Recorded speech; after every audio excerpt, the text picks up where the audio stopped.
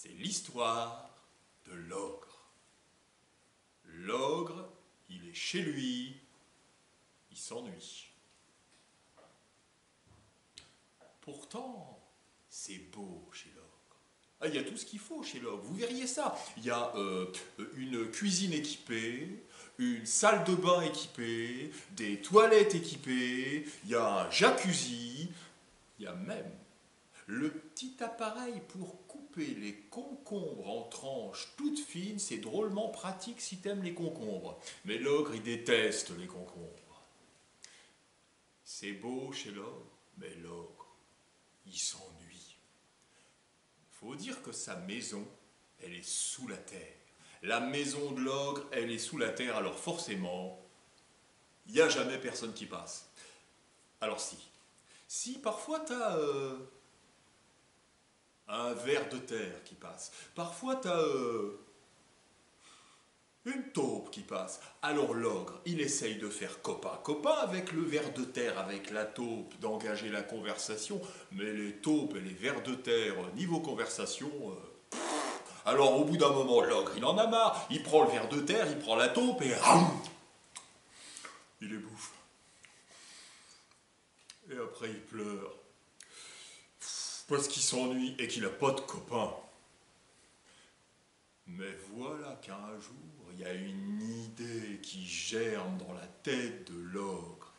Il décide de construire une trappe au-dessus de sa maison, qui donne sur le champ, au-dessus. Comme ça, quand il entendra des pas, il passera le bras, il tirera, et il verra ce qui tombera. Eh ben c'est ce qu'il fait. Il construit sa trappe, et il attend. Il attend et un jour, l'ogre, il entend des pas lourds là-haut. Alors il passe le bras, il sent quelque chose sous ses bras. Il tire dessus et chla, devant l'ogre, un paysan. Alors l'ogre, il essaye d'engager la conversation avec le paysan, de faire copain, mais le paysan, il devient tout vert et il dit « Un nono, un nono, un nono !» Ouais, bah tu m'énerves, un nono. Il prend le paysan et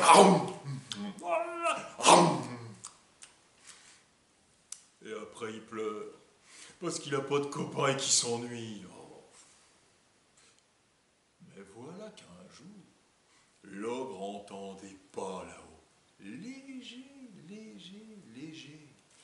Il passe le bras, quelque chose sous ses doigts, mais c'est doux.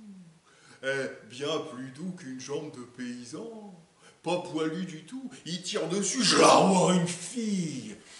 Belle, belle, belle, il lui dit, on va se marier. Mais si tu veux te marier avec moi, il faut que tu manges comme moi, bouge pas, je reviens. Et l'ogre, il va dans la petite pièce là-bas au bout, vous savez, cette pièce où il fait ses affaires d'ogre. Et l'ogre revient avec une main, une belle main d'homme. Il lui dit, tiens, tu manges ça, moi, je vais me coucher, et après, on se marie. La fille, elle entend l'ogre qui ronfle. Elle pourra pas, c'est sûr. Elle essaye même de mettre la main dans l'eau bouillante. Je planche, de piquer avec une fourchette, mais... Alors elle n'y arrivera pas. Alors la fille, elle prend la main, elle creuse un trou dans la terre. Elle met la main dans la terre, remet de la terre par-dessus et ensuite, elle fait mine que rien. Et quand l'ogre se réveille, ça y est, t'as mangé, on peut se marier. Où es-tu? Je suis sous la terre. Oh! L'ogre prend la fille, il va dans la petite pièce là-bas au bout, il fait ses affaires d'ogre, il lui coupe la tête et il laisse tout là.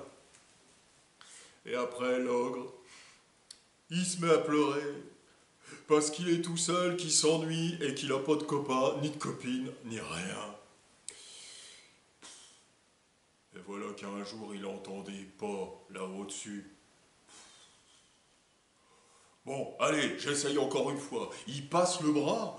Oh, c'est plus doux que doux.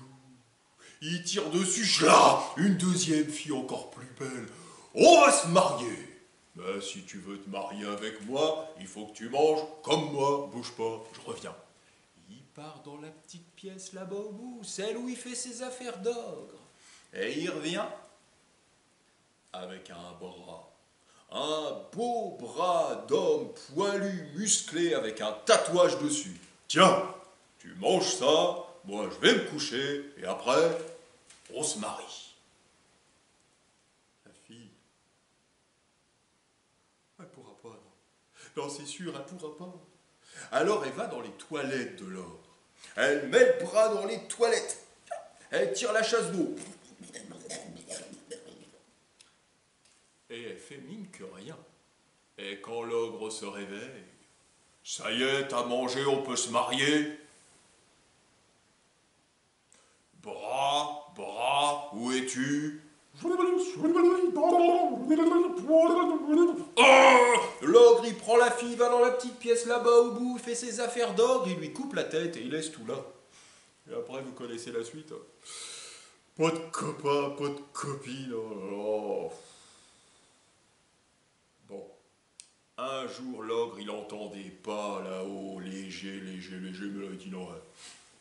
Ça sert à rien. De toute façon, en amour, on est toujours déçus.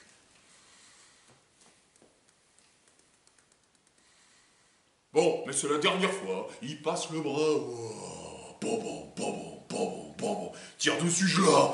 Oh, une fille encore plus belle. Il dit, t'es pélote, on va se marier. Mais si tu veux te marier avec moi, il faut que t'es mâche comme moi. Hein. Il sait pas pourquoi, mais il se met à parler ch'timi. Bouge pas, je reviens. Il va dans la petite pièce là-bas au bout, il fait ses affaires d'ogre. Et l'ogre, il revient avec un pied.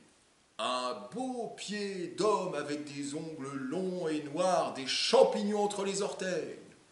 Une sorte de pied 4 saisons. Tiens, tu manges ça, moi je vais me coucher, et après, on se marie. La fille, elle regarde le pied, elle entend l'ogre ronfler, et elle a une idée. Elle va dans la cuisine de l'ogre, elle trouve un pilon et elle commence à écraser le pied, à en faire de la chair à saucisse, de pâté de viande de pied. Elle se fait après une boule de viande de pied, elle soulève sa jupe, elle se colle ça sur le ventre et après elle fait mine que rien. Et quand l'ogre se réveille, ça y est, t'as mangé, on peut se marier. Pied, où es-tu? Je suis sur le ventre de la fille. Ouais, on va se marier, qui dit là? Musique, il veut la musique et la fille.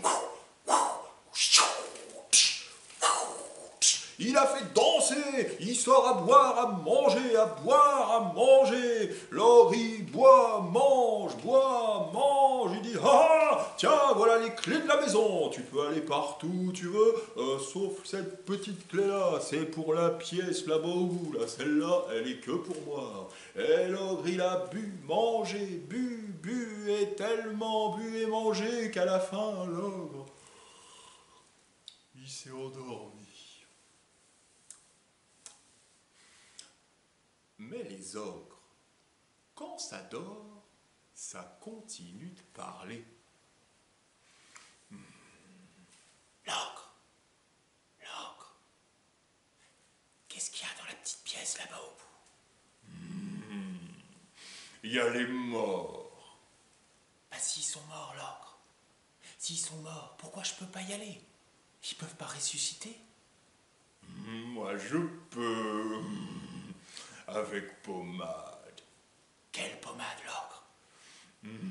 Dans la salle de bain. Troisième tiroir à gauche. Pommade qui ressuscite les morts. Alors toi, l'ogre, t'es immortel. Tu peux pas mourir? Oh, si je peux. Dans la cuisine, cage.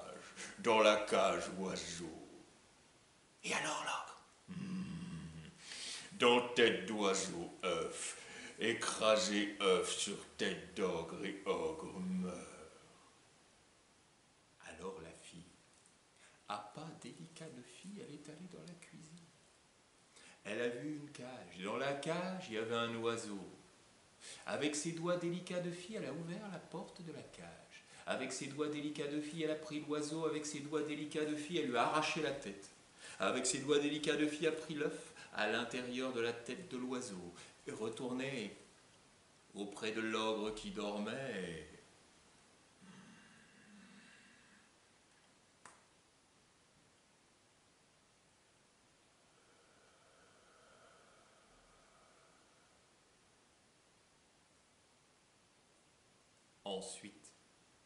Ensuite, elle est allée dans la salle de bain.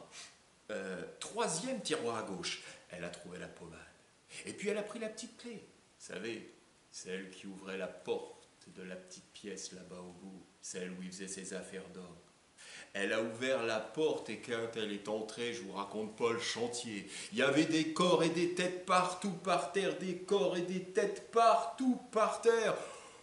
Elle ne savait pas par où commencer, mais elle avait du courage. Alors elle a pris la pommade, elle l'a mise sur les corps et les têtes, elle les a rassemblés, et dès qu'elle faisait ça, les cœurs se remettaient à battre. Ils se mettaient sur leurs deux pieds, ils étaient guéris.